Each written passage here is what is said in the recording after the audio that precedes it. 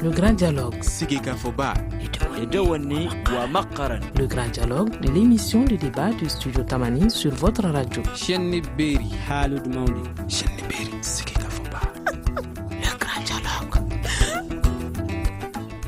Mesdames, Messieurs, bienvenue à cette édition du Grand Dialogue. Le gouvernement du Mali a adopté vendredi 14 octobre, lors d'un conseil de ministres extraordinaire, un projet de décret portant mise en place des autorités intérimaires. L'adoption de ce décret provoque quelques dissensions au sein de la coordination des mouvements armés de l'Azawad CMA. Une partie de la CMA approuve ce choix et parle même de lueur d'espoir, tandis que 4 mouvements de la même CMA rejettent cette liste, désignée pourtant par le président Bilal Aga-Cherif.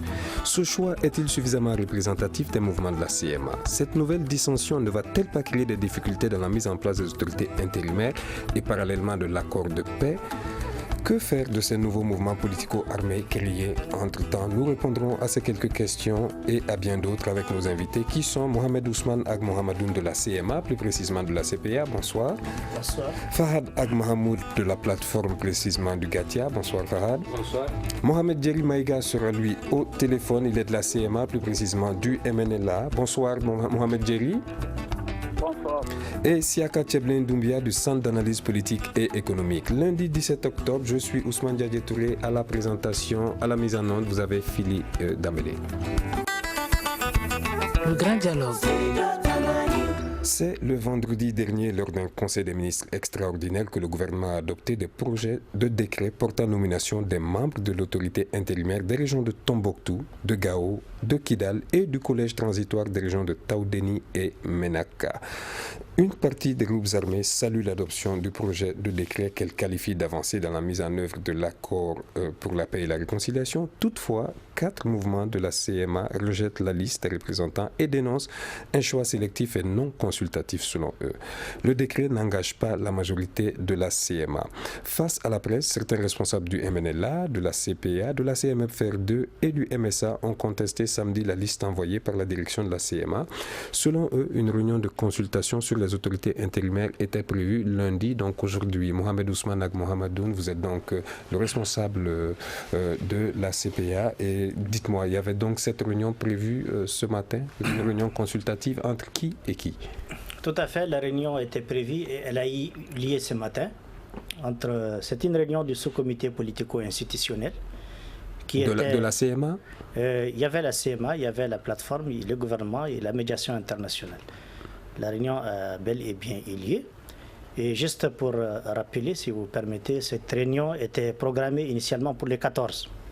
Le 14 octobre. Le 14, et avant les 14, il y avait cette proposition dont vous parlez, que Bilal a envoyée et qui n'a pas fait l'objet de concertation par l'ensemble des mouvements de la CEMA.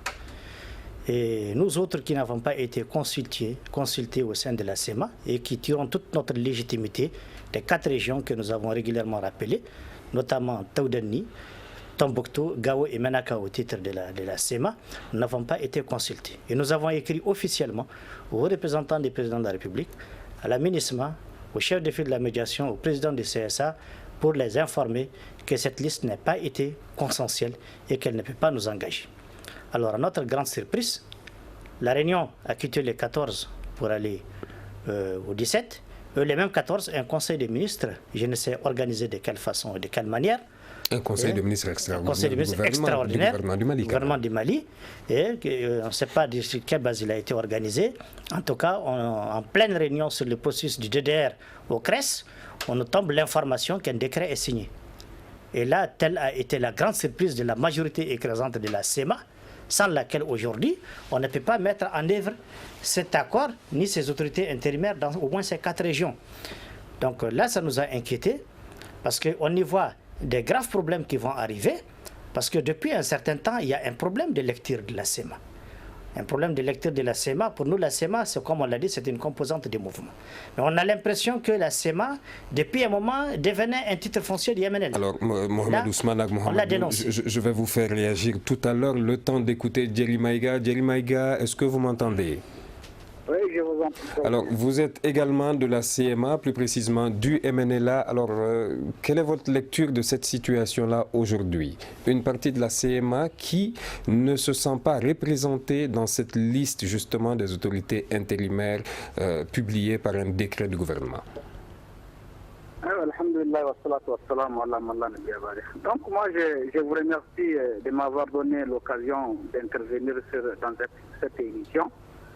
Vous savez, moi je suis là à Bamako dans le cadre de la mise en œuvre de l'accord. Et moi je pense que quand je dis le cadre de la mise en œuvre de l'accord, cela veut dire quoi? Cela veut dire que la CEMA a un bureau politique. Et le bureau politique, quand il s'agit de mettre les structures en place, nous contactons au niveau du comité de suivi, les membres qui sont là, nous contactons le bureau politique et nous leur demandons de nous faire les listes. Maintenant, si à l'intérieur de la CEMA, il y a des groupes qui se sont sentis lésés, moi je pense que ce n'est pas le lieu, d'enflammer la situation. Il y a des structures bien connues de la CEMA qu'il faut contacter, c'est le linge sale, c'est lave en famille. Ça, ils sont de la CEMA. Parce que la CEMA, les mouvements qui composent la CEMA, tout le monde les connaît. N'importe qui peut se lever et dire qu'il est de la CEMA. Alors, il y a quand même un décret. La CPA, on le sait, fait partie intégrante aujourd'hui de la CMA. On le sait. Bien sûr. Donc là, si cela est avéré, le représentant de la CMA, c'est un secrétaire général.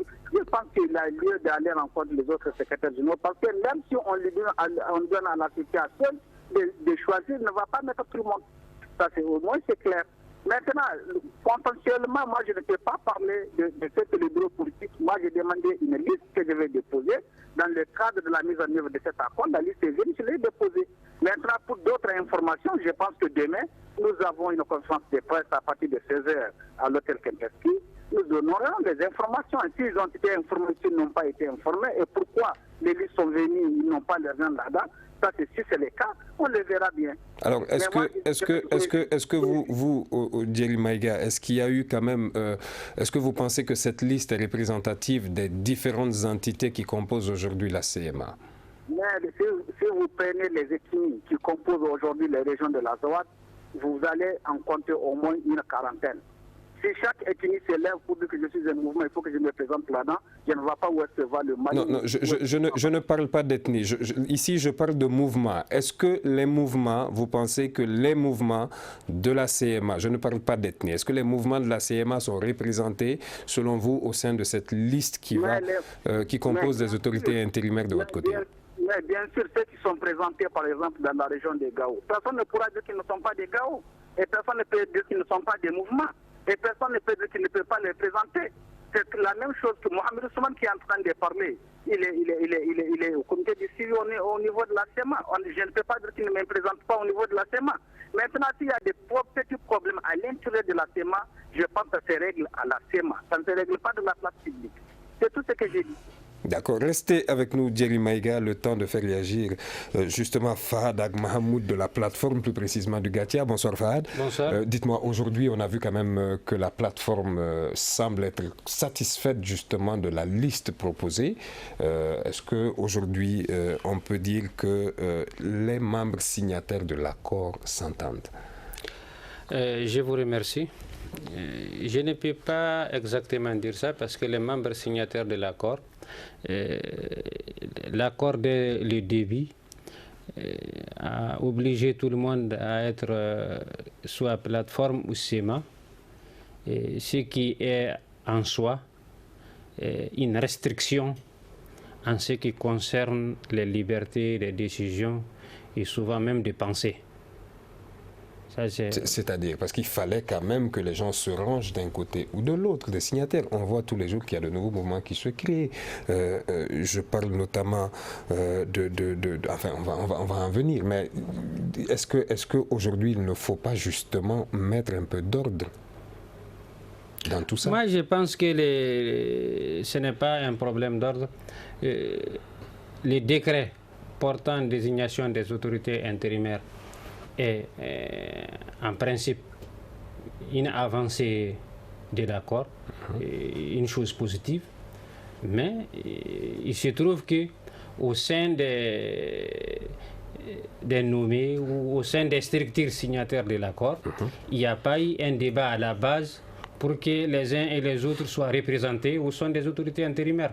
Il ne faudrait pas oublier quand même qu'initialement, tout ce qu'on a entendu exhiber ces problèmes sur la place publique parlait au nom des populations, quand bien même que nous autres contestions la légitimité de ceci. Aujourd'hui, les autorités intérimaires, c'est quoi? C'est en quelque sorte, c'est deux points. Allez-y.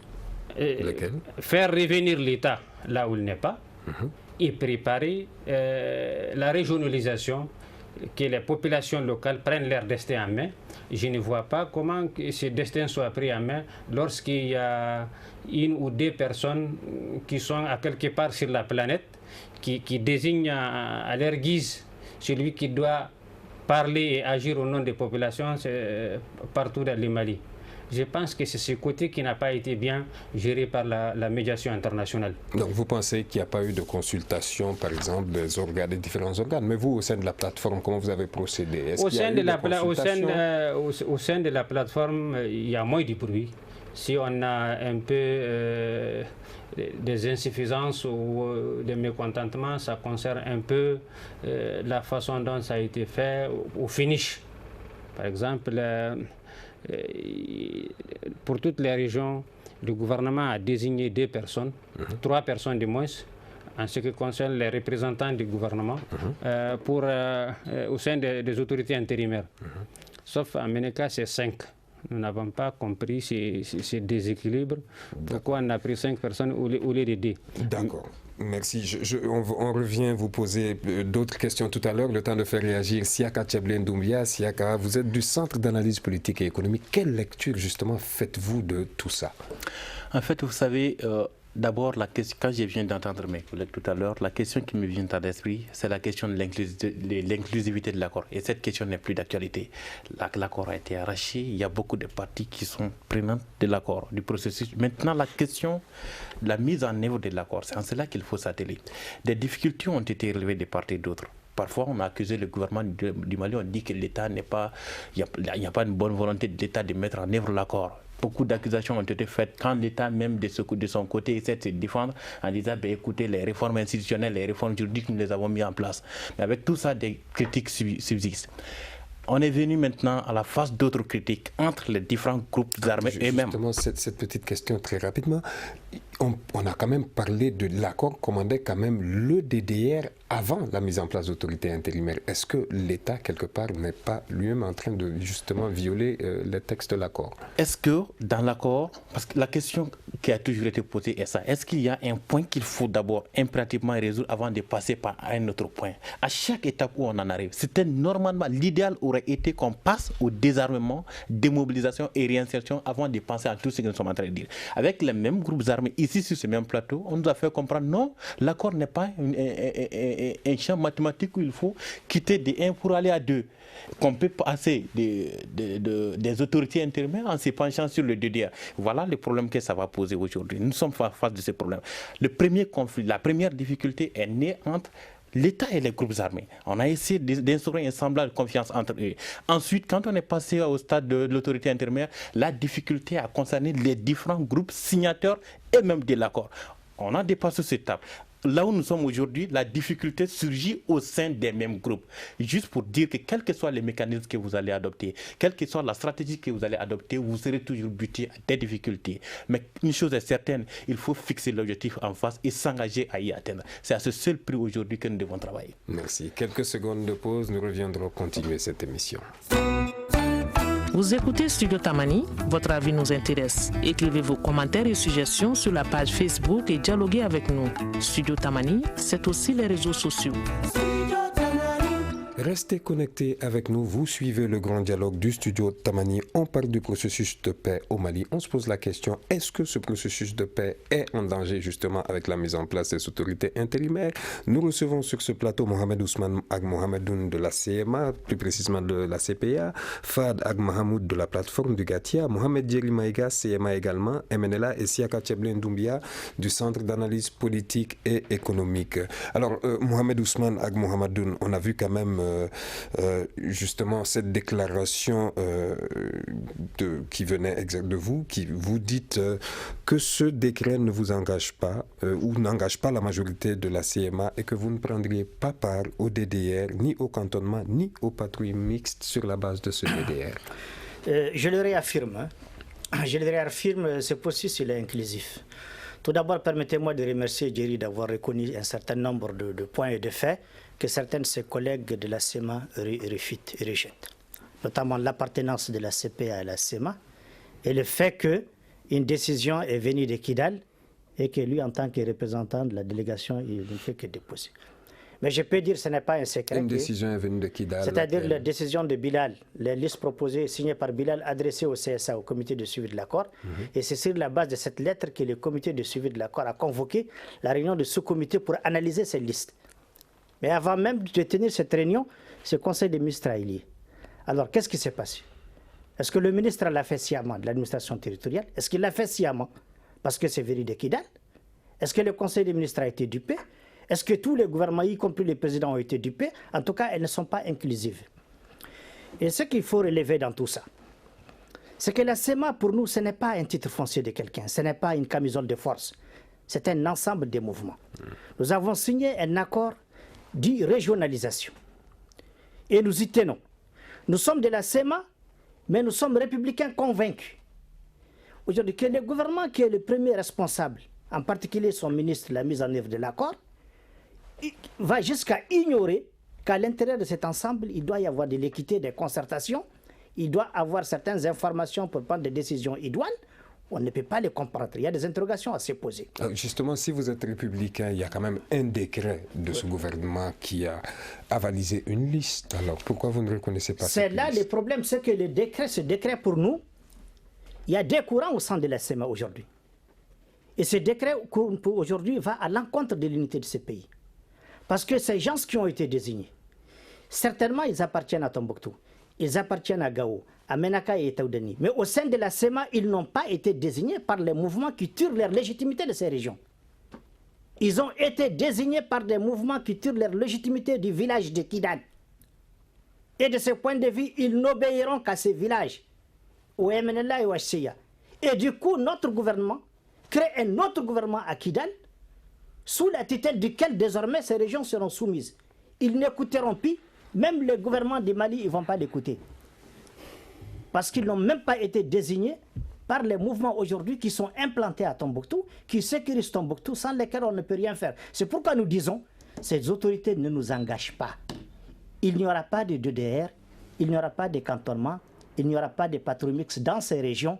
C'est un engagement que nous avons pris. Nous restons républicains, nous sommes prêts à faire avancer les processus de façon inclusive. Mais qu'on ne nous soumette pas à un mouvement d'ailleurs dont on ne maîtrise pas les agendas. Et que la CEMA aujourd'hui, si elle ne peut pas être ensemble, elle sera obligée d'exploser. Chaque fois que quelqu'un n'est pas d'accord avec les lignes de conduite du MNLA, il n'est pas CEMA. La CPA s'est défendue. Elle est signataire de l'accord, que le MNLA le veille, ou même la CEMA le veille. Cet accord, on est là-dedans. Nous avons signé avec le gouvernement du Mali. Le temps de faire réagir. Mohamed Jerry Maïga, est-ce que vous nous entendez?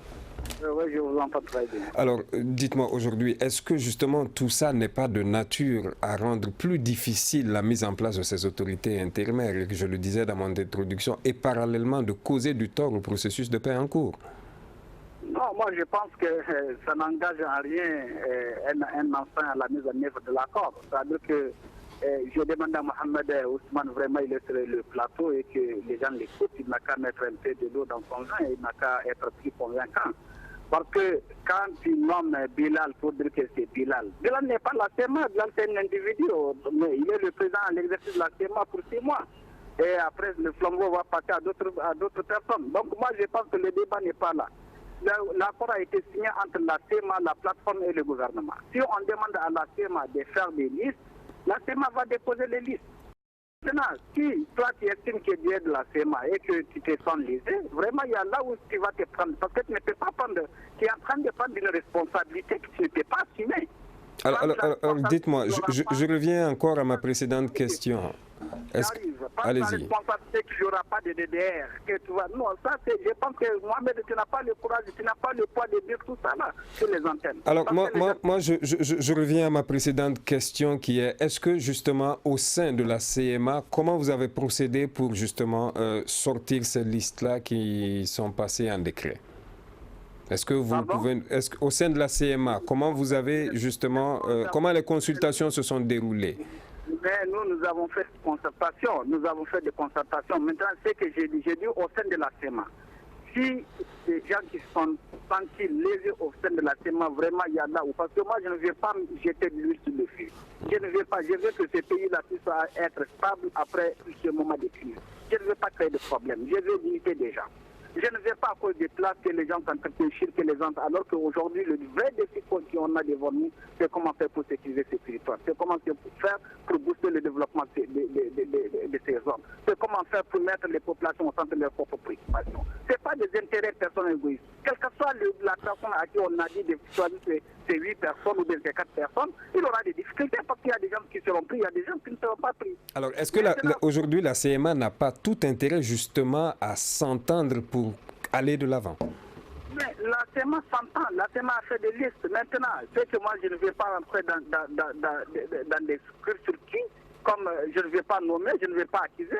Je sais que le décret qui a été signé, c'est vraiment une avancée. Et je sais que si on l'applique comme tel, on va faire la paix. Maintenant, il n'y a pas d'alternative à aucune situation. Tout le monde aura son compte dans ce poste. Les gens n'ont qu'à faire doucement. On n'a qu'à savoir qu'on peut se faire la guerre, mais aussi c'est être amis demain. Et savoir poser les mots dans les discussions. C'est tout. Merci. Alors, très rapidement, allez-y, Mohamed Ousmane Mohamedoun, pour qu'on n'ait pas un jeu de ping-pong. Oui. D'abord, Jerry, je pense que ce n'est pas à vous de me dire de mettre alors, dans mon on s'adresse justement à une audience. Je vous dis tout simplement que la CEMA, je l'ai dit, ce n'est pas une camisole de force. Tu sais aujourd'hui que dans la région de Gao et de Menaka, vous n'avez plus de MNLA et de HCA, c'est le MSA qui est là-bas. Vous ne pouvez rien faire sans lui. Et vous savez également qu'aujourd'hui, c'est une paix qu'on veut construire, une paix durable. Ce n'est pas une paix à la solde d'individus qui vont provoquer un débrayage dans 3 mois, 4 mois. On ne rentre pas dans cette paix. Ce décret ne nous engagera pas parce que ceux qui l'ont manigancé, c'est dans le dessein de se remettre en selle et de débrayer encore dans 3 mois, dans 4 mois. Nous voulons une paix durable. On ne s'engage pas dans ces aventures. Ceci étant dit, Mohamed Ousmane Mohamedoun. Et je t'informe que je peux assumer ma part de responsabilité. Ceci étant dit, Mohamed Ousmane Mohamedoun, moi j'aimerais faire réagir Fahad justement. Je vous ferai réagir tout à l'heure. Le temps de faire réagir, on a d'autres invités sur le plateau, donc permettez-moi de faire réagir Fahad Ag Mahamoud qui est de la plateforme, plus précisément du Gatia. Alors Fahad, justement, Mohamed Ousmane Ag Mohamedoun le disait tout à l'heure, il y a quand même eu la création d'autres mouvements. Il y a eu le MSA, il y a eu le CJA, il y a même ce mouvement Peul, justement l'ANSIPRJ. Aujourd'hui, quelle est la place de ces nouveaux mouvements qui naissent tous les jours? Ou comment pouvoir les inclure? Quand on parle d'inclusivité, il y a de nouveaux mouvements qui naissent. Comment pouvoir les prendre en compte dans le processus? Je vous remercie beaucoup et je vous remercie d'avoir touché les points où les choses ont un peu dérapé. L'accord prévoit dès sa signature l'enclenchement des mécanismes de cantonnement des DDR et le redéploiement de l'État dans les 2 mois ou plus tard qui suivent l'accord. Après le DDR, l'intégration ou la réintégration. L'accord a plus d'une année, on n'a toujours pas de redéploiement. Après que tous ceux qui sont en armes vont être désarmés, c'est en ce moment que la période intérimaire devrait être enclenchée. Voilà. Il y a eu les faux pas, parce que je me souviens quand même, c'est un peu la CEMA qui était à l'origine de ça. La plateforme l'a accepté, le gouvernement n'a pas été prévoyant. Si on a appliqué l'accord tel qu'il a été signé, on ne serait pas là aujourd'hui. Et je pense que cette multitude, ça aurait pu gérer cette multitude de groupes armés. Qu'on les reconnaisse groupes armés ou pas, ou dans le processus, je pense que tous ces gens en armes doivent être pris en compte dans le processus qui a été négocié sur la base de l'inclusivité et que tous ces jeunes devraient être désarmés pour que le monopole de la violence sur tous les territoires revienne à l'armée nationale. Mais l'exemple le plus probant, on va désarmer aujourd'hui les mouvements qui existent et demain on va avoir encore la création d'autres mouvements. Comment arriver à gérer ce flux-là? Moi je pense que si les mouvements qui tirent leur légitimité ou bien leur légalité de l'accord, une fois désarmés, tous ceux qui seront en armes seront combattus par la puissance publique, seront désarmés par la force, parce qu'il n'y a pas que les citoyens maliens qui sont là en armes. Il y a une menace transfrontalière, une menace internationale qui a été à la base de ça, qui a amené la communauté internationale à aider le Mali, et que la communauté internationale ne sera pas toujours là pour nous. Il faudrait qu'on en profite pour normaliser la situation dans tous les pays. Merci. Siaka Tcheblin Doumbia, vous êtes du Centre d'analyse politique et économique. Dites-moi, comment techniquement, justement, va fonctionner ces autorités intérimaires, surtout sur ces bases de mésentente? Ça va être très compliqué. Ça va être très compliqué, d'autant plus que la sécurité déjà de ces hommes et femmes qui vont animer ces différentes structures posera question. Mais ceci étant, il faut qu'on soit très clair. Les dissensions, les dysfonctionnements au sein d'un groupe, on ne peut pas tenir le gouvernement du Mali responsable de cela. Il faut que la CEMA s'assume. La méthode, la méthodologie, la démarche à emprunter pour désigner qui et qui doit siéger dans les différentes structures, c'est à vous de définir cela. Une fois défini, avec l'État du Mali et les autres parties prenantes de l'accord, on va mettre en place la forme. Mais si cela n'a pas été le cas, comme vous dites, comme le dit M. Mohamed tout à l'heure, si cela n'a pas été le cas, moi je ne vois pas, dans la mesure où la CEMA a des représentants qui ont été nommés, qui ont été cités, moi je ne vois pas encore on peut tenir le gouvernement du Mali responsable de cela. Vous avez donné un point, vous avez dit on devrait passer par le désarmement et ensuite les autorités intérimaires. En fait, c'est ce qui est prévu dans l'accord. Mais la même situation que nous vivons aujourd'hui, c'est cette même situation qui a fait qu'on n'est pas parvenu à ces résultats. Et à la base de la faiblesse de l'État du Mali. C'est la faiblesse de l'État du Mali qui est à la base de tout ça. Si l'État du Mali était un État fort, on aurait tout de suite passé au désarmement et ensuite à la mise en œuvre des autres étapes de l'accord. Mais ça n'a pas été le cas en fonction des intérêts des différents groupes. Parce que quand on met en œuvre quand on est dans un processus, en fonction des avancées, chacun essaie de tirer son épingle du jeu. Et donc, en fonction des intérêts de chaque groupe, il y a eu des dissensions. On passe de l'autorité intérimaire et parfois on retourne vers le désarmement. À la limite, on ne sait même pas où est-ce que nous en sommes. Aujourd'hui, on parle de DDR accéléré. On dit que les listes sont même prêtes pour justement le DDR accéléré. Est-ce que cela va se faire parallèlement? Il faut agir. Il faut que cela se fasse. Je comprends parfaitement, de même qu'on n'est pas d'accord pour la désignation des représentants, et effectivement, pour ceux qui vont être nommés également dans ce processus de ça va poser également les mêmes problèmes que nous connaissons, mais il faut agir, il faut aller de l'avant. Voilà. D'accord. Mohamed Ousmane Agmohamadoun, on a dit que les autorités intérimaires seraient là pour une période de 18 à 24 mois. Est-ce que ces autorités intérimaires ont dans leur mandat l'organisation des élections, par exemple dans les régions sensibles? Justement, si vous voyez qu'on y attache une grande importance à ces décrets, c'est parce que les autorités intérimaires, outre les textes même, les documents d'entente leur confèrent un pouvoir qu'elles n'ont même pas dans les textes juridiques, qu'elles n'ont même pas dans les textes qui ont été votés et adoptés. C'est-à-dire qu'aujourd'hui, c'est eux qui doivent organiser même la révision des listes électorales, les élections, c'est eux qui doivent organiser aussi le DDR, c'est eux qui doivent organiser tous les développements au niveau des régions. Elles sont extrêmement importantes. Alors, la façon dont elles se sont préparées au sein de la CEMA, permettez-moi de saluer un peu le cas de la plateforme. Je ne dis pas que tout est parfait. Je ne suis pas de la plateforme, mais je vais féliciter au moins ce que j'ai trouvé est très positif. Le MPSA, qui est un mouvement qui s'est affilié à la plateforme, il a été consulté. C'est parce qu'ils sont cohérents, ils travaillent à la cohésion. Mais la CEMA, elle s'est calquée sur Kidal, sur les MNNA et les HCIA. Et ça, le gouvernement et la médiation internationale et les régions concernées ne vont pas fermer les yeux là-dessus. Il faut qu'il y ait de l'inclusivité. Donc aujourd'hui, on est dans une situation grave. Il y a deux gouvernements. Il y a un gouvernement tenu par les MNLA et les HCIA à Kidal qui décide pour la CEMA dans les régions de Menaka, Taoudeni, Gao et Tombouctou, et un gouvernement qui est à Bamako. Alors, si notre pays a cautionné de fait la division du pays, c'est moi qui ai défendu cette CEMA qui dit que je ne suis pas CEMA. C'est moi qui ai défendu le fédéralisme à Alger devant le Premier ministre actuel Modibo Keïta, représentant du président, face au gouvernement du Mali. à l'époque. Et quand on devait signer l'accord, nous l'avons signé avec courage.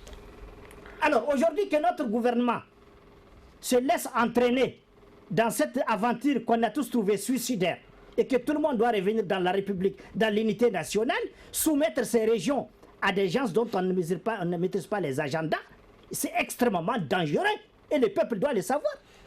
Ce n'est pas un Jerry qui n'a pas de base qui va me le dire. Excusez-moi de le lui dire. D'accord, on va revenir. Il représente Bilal, c'est normal qu'il le défende.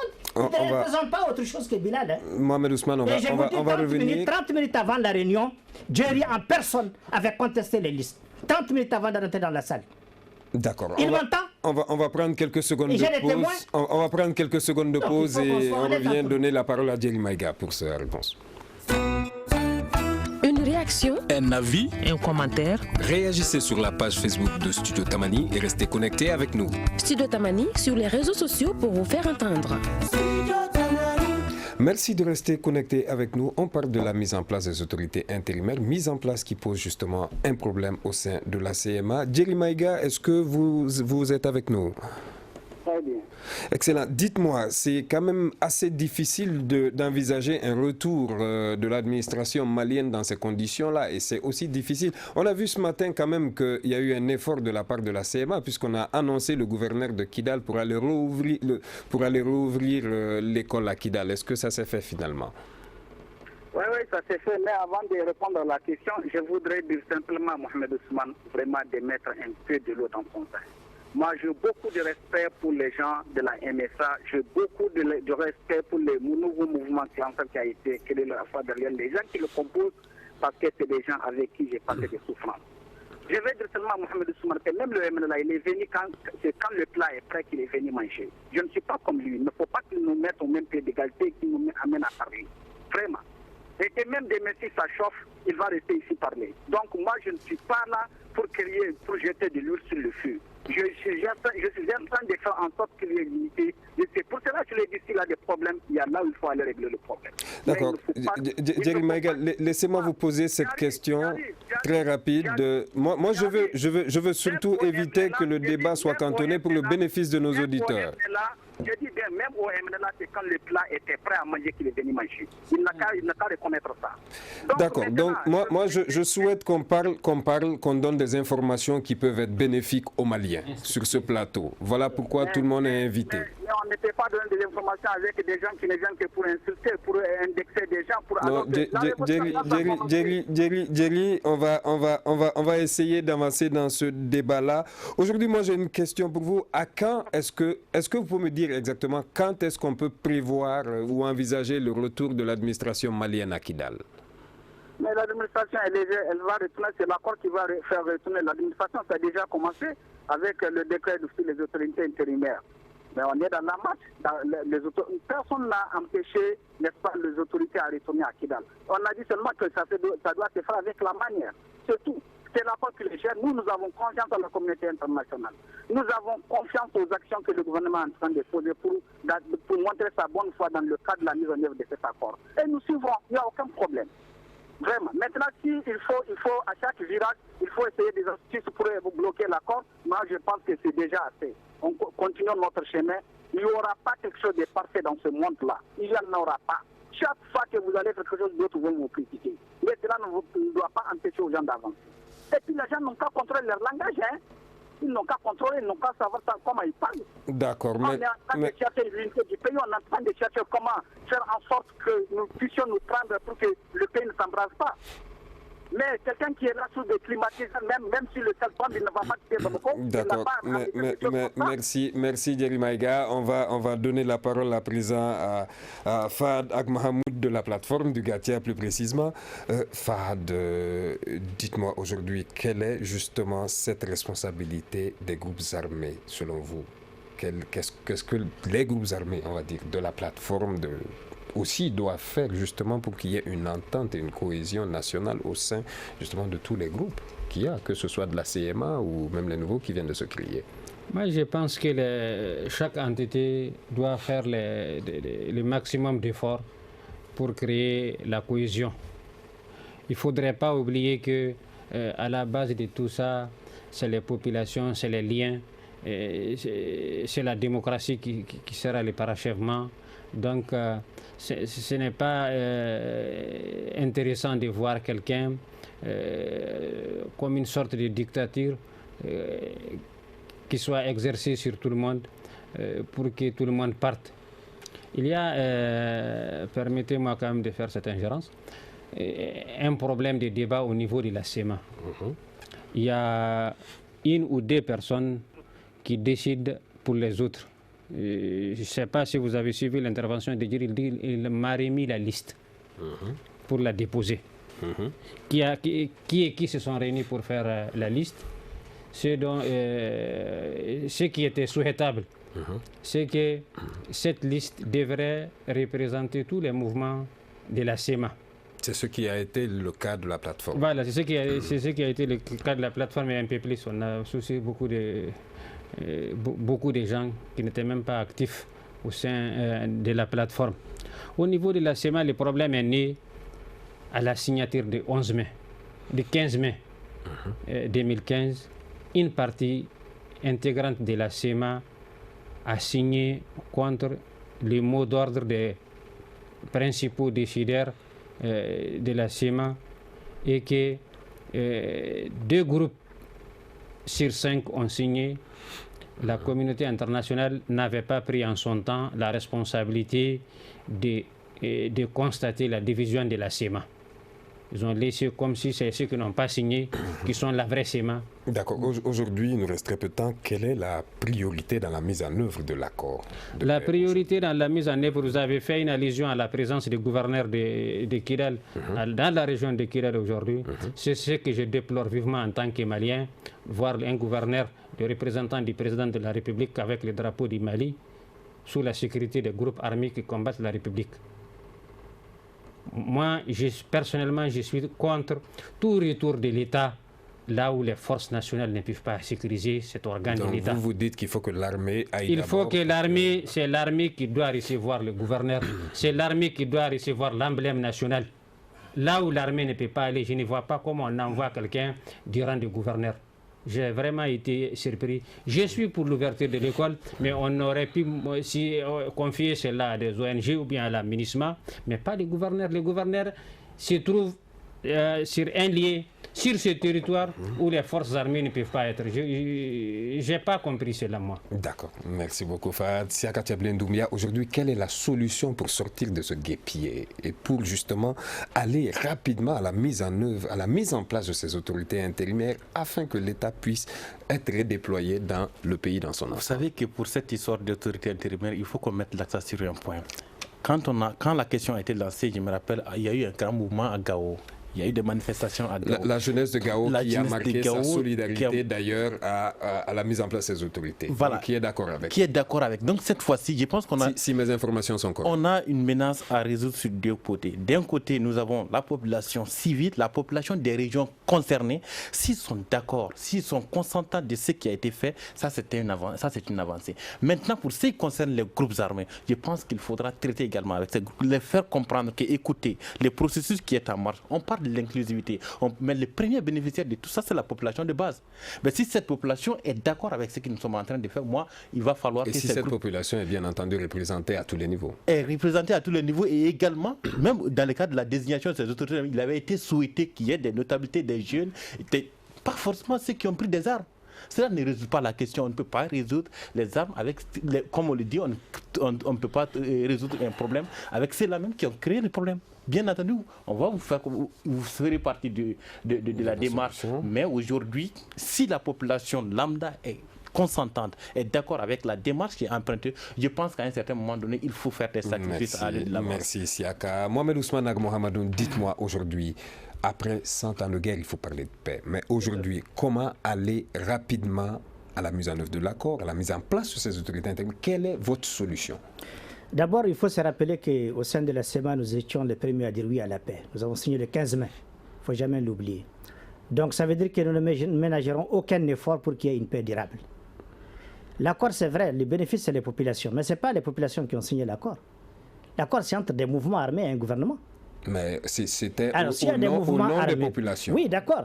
Elles sont représentatives des populations ou non, ces mouvements? Bien sûr. Alors donc c'est au nom des populations? Donc c'est les mouvements qui répondent au nom des populations. D'accord. Ce n'est pas les populations qui répondent. La population est d'accord aujourd'hui avec la population, je vous affirme que ce qu'on dit aujourd'hui, la population dit la même chose. Si on aurait vu le mouvement que nous avons connu à Gao, peut-être qu'on aurait dû voir ce même mouvement. Les jours à venir nous en diront mieux. Maintenant, ce qui est important dans tout ça, ce que je l'ai dit, ce décret est dangereux dans le contexte actuel. En tout cas, pour ce qui concerne la SEMA. Donc aujourd'hui, quelle est la solution? La solution aujourd'hui, c'est de faire une réunion d'urgence tout de suite autour du haut représentant de la République pour régler la question de l'inclusivité des décisions au sein de la SEMA. Autrement, ça va être difficile la mise en œuvre de l'accord. Autrement, on ne va pas maîtriser. C'est votre solution. Djeri Maïga, dites-moi, quelle est aujourd'hui votre solution pour que justement ce problème soit réglé? Nous pensons, moi j'ai toujours pensé à l'unité, n'est-ce pas, des Azawadiens ici désormais. Moi je leur ai dit que c'est une chance pour nous aujourd'hui que le gouvernement puisse prendre ce décret-là pour montrer sa bonne foi dans la mise en œuvre de l'accord qu'on a récemment signé. Maintenant, concernant les populations locales, c'est vrai, nous avons toujours demandé, depuis lorsqu'on a signé l'accord, on a demandé qu'il y ait des missions tripartites, que nous ne voulons plus voir la SEMA sur la mission. Il faudrait qu'il y ait la SEMA, la plateforme et le gouvernement ensemble. Partout où nous partons, il faudrait que nous soyons ensemble. D'accord. Une dernière question pour vous, Djeri Maïga. Quand est-ce qu'on va voir le drapeau du Mali flotter à Kidal? Mais dès demain, si vous pouvez appliquer l'accord, dès demain, vous verrez, les représentants de l'État étaient à Kidal. L'accord est signé. Je veux dire, tous les mouvements sont d'accord pour l'unicité du pays. Donc, est-ce qu'on peut déjà voir le drapeau du Mali flotter à Kidal demain? Il n'y a aucun problème. Ne violons pas seulement les principes de l'accord. Et exécutons l'accord et le drapeau va flotter partout où on sera. Il n'y a aucun problème. Merci Djeri Maïga. Le dernier mot qui revient à Fahad Agmohamoud du Gatia de la plateforme. Je vous remercie. Je pense que l'application de l'accord, c'est même pas une pensée à moi, c'est une réalité, revient de la responsabilité de l'État. Et l'État doit gérer ce problème pour que l'application de l'accord ne soit pas les semences de nouveaux problèmes. L'État doit impliquer tous les acteurs en armes sur le terrain. S'il y a des retombées de l'accord, c'est tout le monde qui doit en bénéficier. Il n'y a pas que les acteurs en armes, il y a aussi d'autres acteurs. Tous les acteurs, j'ai bien dit tous les acteurs. Tous les acteurs, principalement ceux qui ont des armes, on doit les intéresser de sorte à les désarmer et que ce scénario d'une SEMA composée de 2 personnes pour prendre des gens sur tous les territoires, je ne pense pas que ça pose les germes de la paix. Alors, je vous prends au mot. Au niveau du Gatia, est-ce que vous êtes prêts aujourd'hui à désarmer pour aller... Nous avons été toujours prêts à désarmer. Nous avons été toujours prêts à l'arrivée de l'État partout où nous sommes. C'est le processus qui l'a empêché. On l'a fait dans les Gourmands, on l'a fait à Menaka. On a payé les pots cassés, excusez-moi le terme de ça. On n'est plus à mesure. Si ça ne tenait qu'à nous, même là où on est à quelques kilomètres de Kidal, le drapeau du Mali va venir flotter là-bas. Mais on pense que pour faire flotter le drapeau du Mali, c'est les FAMA qui sont habilités à protéger le drapeau du Mali, ce n'est pas un groupe armé. Merci. Ceci met donc un terme à notre émission d'aujourd'hui. Merci de l'avoir suivi, mesdames. Merci de l'avoir suivi, messieurs. Vous retrouvez cette émission sur www.studiotamani.org ainsi que toutes les autres. Cette émission a été réalisée par monsieur Diallo. À la mise en onde, il y a Phili Dambélé. La régie vidéo a été assurée par Peting Diarra. Merci et à demain pour une autre émission. Le grand dialogue. Le grand dialogue de l'émission de débat du studio Tamani sur votre radio.